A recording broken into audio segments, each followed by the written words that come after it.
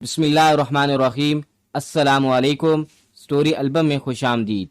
میرا نام کائنات ہے۔ میں نے بچپن سے اپنے نام کے ساتھ عزیز کا نام سنا تھا۔ یہی نام سنتے سنتے میں بڑی ہوئی۔ وہ میرے بچپن کی مانگ تھا۔ ہماری منگنی بچپن میں ہو گئی۔ عزیز میرے تایا کا بیٹا تھا۔ وہ اکثر ہمارے گھر آیا کرتا تھا۔ میں دیکھتی تھی وہ جب بھی آتا تو پتہ نہیں کیوں کچھ اکھڑا اکھڑا سا لگتا تھا۔ نہ جانے کیوں مجھے ایسا لگتا تھا جیسے عزیز مجھے پسند نہیں کرتا۔ وہ نہ تو مجھ سے بات کرتا اور نہ ہی میری طرف دیکھتا۔ اس کا یہ رویہ مجھے بہت دکھی کرتا، اس سے میں نے کبھی اس سے بات کرنے کی کوشش نہیں کی۔ پھر ایک دن تایا تائی نے اچانک نکاح کا اعلان کر دیا اور نکاح کی تاریخ لینے آ گئے۔ یوں مقرر تاریخ پر ہمارا نکاح ہو گیا۔ میں رخصت ہو کر سسرال آ گئی۔ دلہن بنی اپنے کمرے میں کافی دیر سے عزیز کا انتظار کر رہی تھی، مگر عزیز نہ آیا۔ کافی رات ہو گئی تو میری ساس میرے کمرے میں آ گئی اور کہا، آج رات عزیز یہاں نہیں آئے گا۔ تمہارے تایا کے مرشد نے کہا ہے کہ آج کی رات تم دونوں کے لیے بہت بھاری ہے، اس لیے وہ کل تمہارے کمرے میں آئے گا۔ رات کافی ہو گئی ہے، تم تھک گئی ہوگی، کپڑے بدل کر آرام سے سو جاؤ۔ یہ کہہ کر وہ کمرے سے چلی گئی۔ میں حیران ہوتی ہوئی اٹھی اور الماری سے سادہ جوڑا نکال کر کپڑے بدل کر سو گئی۔ میرے تایا بہت وہم پرست تھے۔ وہ ہر بات میں ہم پرستی کیا کرتے تھے اور مجھ سے اجازت لے کر اپنا ہر کام کرتے۔ ہر بات میں ان کو عجیب عجیب سا وہم ہوتا کہ ایسا نہ ہو جائے، ویسا ہو گیا تو پھر یہ چیز صحیح ہے یا غلط۔ ان کی عجیب وہمی سی شخصیت تھی۔ خیر دوسرے دن عزیز میرے کمرے میں آئے تو میں بہت خوش ہو گئی، کیونکہ مجھے جو ڈر تھا کہ شاید میں اپنے شوہر کو پسند نہیں، تو وہ خوف دور ہو گیا۔ عزیز میرا خیال رکھتے تھے، مگر عزیز بہت سنجیدہ رہتے۔ یوں لگتا جیسے وہ کسی پریشانی میں ہیں، کیونکہ عزیز بالکل بھی ویسے شوہر نہ تھے جو شادی کی شروع کے دنوں میں نئی نویلی دلہن کی بیویوں کے نخرے اٹھاتے تھے۔ ان میں ویسی کوئی بات نہیں تھی، ایک جھجک سی تھی۔ وہ جھجک ختم ہی نہیں ہو رہی تھی۔ 2 ماہ بعد عزیز کی دبئی میں نوکری لگ گئی۔ میں اور سب گھر والے بہت خوش تھے۔ خوشی سے دبئی جانے کی تیاریاں کرتی رہی۔ مجھے یقین تھا کہ میرے اور عزیز کے درمیان جو فاصلے ہیں دبئی جا کر وہ ختم ہو جائیں گے۔ شاید یہاں گھر والوں کی وجہ سے عزیز مجھ سے کھل کر بات نہیں کرتے۔ دبئی جانے سے ایک دن پہلے عزیز نے گھر والوں سے کہا کہ میں نے رات کو کائنات کے بارے میں بہت برا خواب دیکھا ہے۔ یہ سن کر تایا بہت پریشان ہو گئے اور کہا، میں اب کائنات کو تمہارے ساتھ دبئی نہیں جانے دوں گا، بلکہ اس گھر سے بھی باہر نہیں نکلنے دوں گا۔ 40 دن تک مرشد سے پڑھائی کرواؤں گا۔ تایا جو بہت وہمی تھے، خواب سن کر ہی اپنا حکم نامہ جاری کر چکے تھے، اور میں جو عزیز کے سنگ دبئی جانے کا خواب دیکھ رہی تھی، وہ سارے خواب آنکھ کھلنے سے پہلے ہی ٹوٹ چکے تھے۔ میں نے عزیز سے کہا، آپ تایا سے بات کریں اور مجھے اپنے ساتھ دبئی لے کر جائیں، مگر عزیز نے کہا، ابا نہیں مانیں گے، ان کا فیصلہ پتھر پر لکیر کی طرح ہے، میں ان سے بات نہیں کر سکتا، تم جانتی تو ہو کہ وہ کتنے وہمی ہیں۔ عزیز کی بات سن کر میں بہت مایوس ہو گئی۔ خاموشی سے اپنا سامان بیگ سے نکال کر واپس الماری میں رکھ دیا۔ دوسرے دن عزیز دبئی چلے گئے۔ یوں ہی اداس دن گزر رہے تھے۔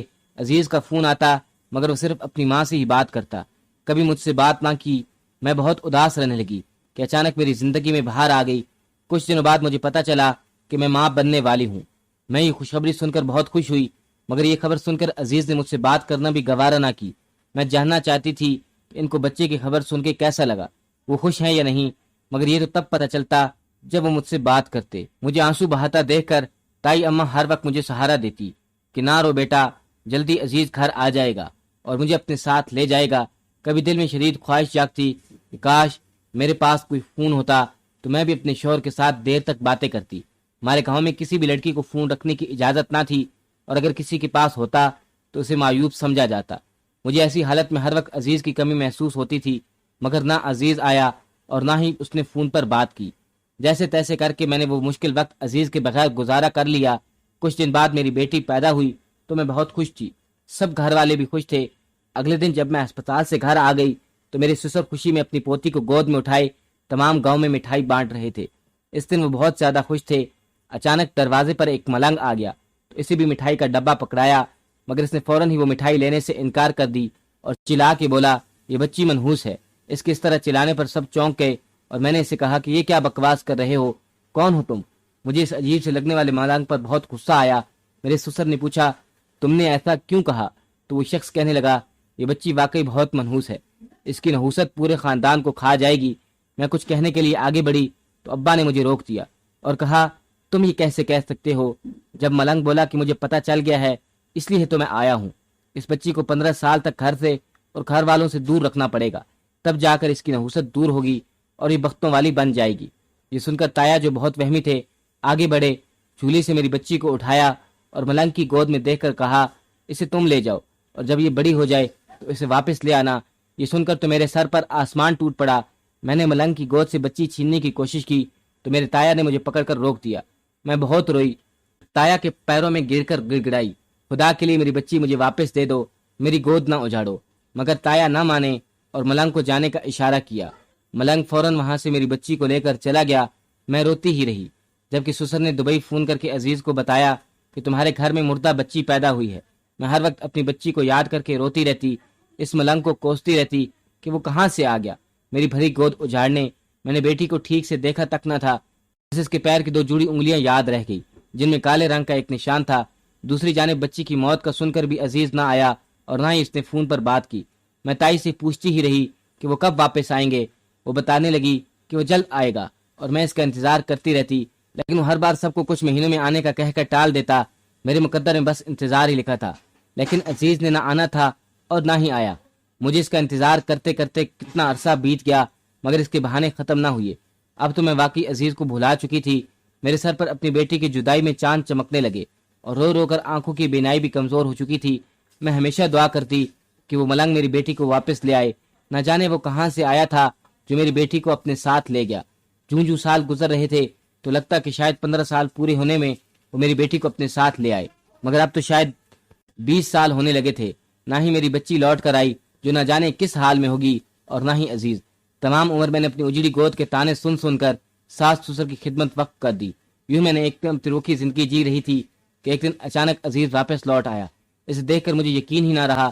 میں نے اس وقت بہت خوش ہوئی کیونکہ میں جو کرب اپنی بیٹی کی جدائی کا تنہا جھیلا تھا، جو آنسو بہائے تھے، وہ میں عزیز کے دامن میں گرانا چاہتی تھی۔ میں اس کا گربان پکڑ کر اپنے ساتھ ہونے والی ناانصافی کا حساب لینا چاہتی تھی، مگر یہ دیکھ کر مجھے شدید دھچکا لگا کہ وہ اکیلا نہیں تھا۔ اس کے ساتھ ایک گوری میم تھی جو دلہن بنی ہوئی کسی شہزادی سے کم نہ لگ رہی تھی۔ اس وقت مجھے اپنے آپ بہت کم تر لگا۔ کہاں میں گاؤں کی جاہل لڑکی اور کہاں یہ چمکتی رنگت والی میم۔ اس نے دوسری شادی کر لی۔ یہ سوچ آتے ہی میرے دل میں ایک ٹھیس سی اٹھی۔ میں نے اپنے گرتے آنسو صاف کیے اور سر سے پیر تک اس کی دلہن کا جائزہ لینے لگی کہ اچانک میری نظر اس کے پاؤں پر پڑی اور میری آنکھوں کے سامنے اندھیرا چھانے لگا۔ یہ تو وہی نشان تھا، 2 جڑی ہوئی انگلیوں پر کالا نشان جو میری بیٹی کے پیر پر تھا۔ اپنی بیٹی کی بس ایک ہی نشانی مجھے یاد تھی، یہ میری بیٹی تھی۔ میں نے اس کو پہچان لیا تو کیا عزیز نے؟ یہ سوچ آتے ہی میرا دماغ پھٹنے لگا۔ مجھے اپنا سانس نکلتا ہوا محسوس ہوا۔ میں یہ سب برداشت نہ کر سکی اور اگلے ہی لمحے بے ہوش ہو کر گر پڑی۔ عزیز اسی وقت مجھے ہسپتال لے گیا، جہاں مجھے کچھ گھنٹوں کے بعد ہوش میں آیا تو میں چلانے لگی کہ میں کہاں ہوں۔ میں نے اپنے اطراف کا جائزہ لیا تو وہاں عزیز کو کھڑا پایا۔ اسے دیکھ کر مجھے سب کچھ یاد آ گیا۔ میں چیختی ہوئی بولی، بس یہی دیکھنے کو رہ گیا تھا، وہ دلہن تو ہماری بیٹی ہے۔ عزیز نے مجھے چپ کرواتے ہوئے کہا، تم گھر چلو صبر کے ساتھ، میں تمہیں وہاں اپنی ساری داستان سناتا ہوں۔ میں دل میں سوچتی رہی کہ اب کیا رہ گیا سننے کو، سب کچھ دیکھنے سے پہلے میں مر کیوں نہ گئی۔ اپنے گھر جا کر عزیز نے مجھے کہا کہ میں آج تمہیں اپنی کہانی سناتا ہوں۔ بچپن سے ابا نے وہم پرستی کی وجہ سے میرا جینا حرام کیا ہوا تھا۔ وہ بہت زیادہ وہمی تھے۔ بچپن سے انہوں نے میری اور تمہاری منگنی کی ہوئی تھی۔ میں جیسے جیسے بڑا ہوتا گیا مجھے اس رشتے سے بیزاری ہوتی گئی۔ میں تم سے تو کیا، ابا کی وجہ سے ابا کے خاندان کی کسی بھی لڑکی سے شادی نہیں کرنا چاہتا تھا۔ میں نے تعلیم مکمل کر لی تو دبئی میں نوکری کے لیے کوشش کرنے لگا۔ میں یہاں نہیں رہنا چاہتا تھا، یہاں سے بھاگنا چاہتا تھا۔ میں نے دبئی کافی جگہوں پر کام کرنے کے لیے اپلائی کیا اور خوش قسمتی سے مجھے ایک جگہ نوکری مل گئی اور 2 مہینے بعد نوکری کرنا تھی۔ میں نے گھر میں یہ بات بتائی تو فوراً ابا نے میری شادی کی تیاری شروع کر دی۔ میں نے بہت بہانے کیے کہ میں ابھی نوکری کے لیے جا رہا ہوں، ابھی شادی نہیں کر سکتا، مگر انہوں نے میری ایک نہ سنی اور شادی کی تاریخ طے کر دی۔ مجبوراً مجھے تم سے شادی کرنا پڑی۔ شادی کے بعد میں اپنی کاغذی کارروائی میں لگ گیا، مگر میں تمہیں اپنے ساتھ لے کر نہیں جانا چاہتا تھا۔ اس لیے جانے سے ایک دن پہلے میں نے جھوٹے خواب کی داستان کھول کر ابا کو سنائی۔ میں جانتا تھا کہ ابا ایسی باتوں پر یقین رکھتے ہیں، سب باتیں سن کر تمہیں میرے ساتھ دبئی جانے نہیں دیں گے، اور یہی ہوا۔ انہوں نے تمہیں گاؤں میں روک لیا اور میں دبئی چلا گیا۔ لیکن میں دبئی اکیلا نہیں گیا۔ کچھ سال پہلے میں شہر کی یونیورسٹی میں پڑھنے گیا تھا، وہاں میری ملاقات عروہ سے ہوئی۔ مجھے اس سے محبت ہو گئی۔ پڑھائی مکمل ہوتی میں نے عروہ سے نکاح کر لیا۔ میں جانتا تھا گھر والے میری شادی تم سے کروانا چاہتے ہیں، مگر میں شادی اپنی مرضی سے خاندان سے باہر کرنا چاہتا تھا۔ میں نے گھر میں کسی کو اپنی خفیہ شادی کے بارے میں نہیں بتایا۔ میں گاؤں آ گیا تو میری شادی اچانک تمہارے ساتھ کروا دی گئی۔ میں نے اپنے ساتھ عروہ کے کاغذات بھی بنوا لیے اور اسے ساتھ لے کر دبئی چلا گیا۔ ہم دونوں بہت خوشی ایسی زندگی جینا چاہتے تھے۔ کچھ دن بعد مجھے اطلاع ملی کہ تم ماں بننے والی ہو، مگر اس میں کوئی دلچسپی نہ تھی۔ جب تمہیں 4تھا مہینہ تھا تو مجھے خوشخبری ملی کہ عروہ بھی امید سے ہے۔ میں بہت خوش تھا، مگر یہ خوشی صرف چند دن کی تھی۔ کچھ دن بعد ہی عروہ سیڑھیوں سے چل کر گر گئی۔ ڈاکٹر نے بتایا کہ اب عروہ کبھی دوبارہ ماں نہیں بن سکتی۔ یہ سن کر عروہ کئی دن تک صدمے کی حالت میں پڑی رہی۔ اسے کچھ ہوش نہیں تھا، ہر وقت روتی رہتی اور میں اس کی دلجوئی میں لگا رہتا۔ عروہ کی ایسی حالت مجھ سے دیکھی نہیں جا رہی تھی، اس لیے میں نے اس سے وعدہ کیا کہ میں اپنی پہلی بیوی کا بچہ اسے دے دوں گا۔ یہ سن کر اس کی حالت بہتر ہونے لگی۔ جب تمہارا 9واں مہینہ شروع ہوا، ہم دونوں ایک منصوبے کے تحت پاکستان واپس آ گئے اور میں تمہاری ساری خبر رکھتا رہا۔ جیسے ہی تمہیں بچہ ہوا اور تم ہسپتال سے گھر آ گئی، میں نے ایک آدمی کو بھاری رقم دے کر ابا کے پاس بھیجا۔ وہ ملنگ کے بھیس میں آیا اور بولا جو میں نے اسے سکھایا تھا۔ ابا نے اسے بھی بچے دے دی۔ وہ باہر نکلا اور گھر کے قریب ہی ہم دونوں میاں بیوی اپنا حلیہ بدل کر گاڑی میں بیٹھے تھے۔ جیسے ہی وہ آدمی بچی لے کر آیا، میں نے اسے بچی لے کر عروہ کی گود میں دے دی اور ہم گاڑی وہاں سے بھگا کر لے گئے۔ میں اور عروہ بچی کو لے کر واپس دبئی آ گئے۔ ہم نے اس بچی کو بہت پیار سے پالا۔ وہ جب 20 سال کی ہوئی تو ایک پاکستانی لڑکے کو جو وہاں اس کے ساتھ پڑھتا تھا اسے پسند کرنے لگی۔ مجھے اور عروہ کو بھی لڑکا اچھا لگا۔ کچھ ماہ کے بعد شادی طے ہو گئی۔ ہم اس کی شادی کرنے پاکستان آ گئے۔ جب اس کی شادی ہونے لگی تو شادی کی رات عروہ کو احساس ہونے لگا، لہٰذا اس نے اوشنا کو بتا دیا کہ وہ اس کی نہیں، اس کی سوتن کی بیٹی ہے۔ آج وہ ہمیشہ کے لیے گھر چھوڑ کر جا رہی تھی تو عروہ سے رہا نہیں گیا اور اس نے اسے بتا دیا۔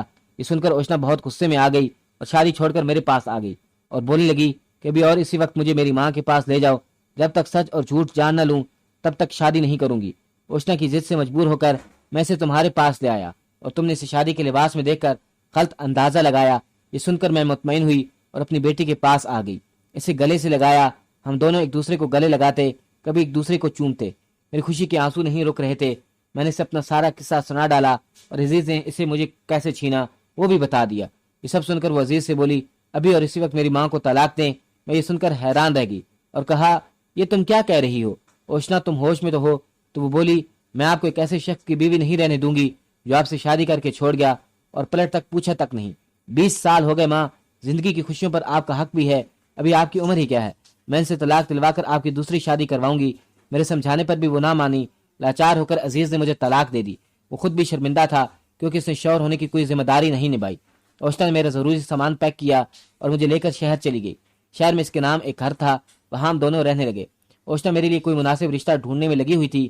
وہ چاہتی تھی کہ میری شادی کروا دے، پھر وہ خود شادی کرے گی۔ اس نے اپنے منگیتر کو سب کچھ بتا دیا، کہا کوئی اچھا سا رشتہ ہو تو بتانا اماں کے لیے، اس بیچاری نے اپنی زندگی میں بہت دکھ دیکھے ہیں۔ اس کے منگیتر نے کچھ سوچ کر کہا میرے ابو کے ساتھ ان کی شادی کیوں نہیں کروا دیتی؟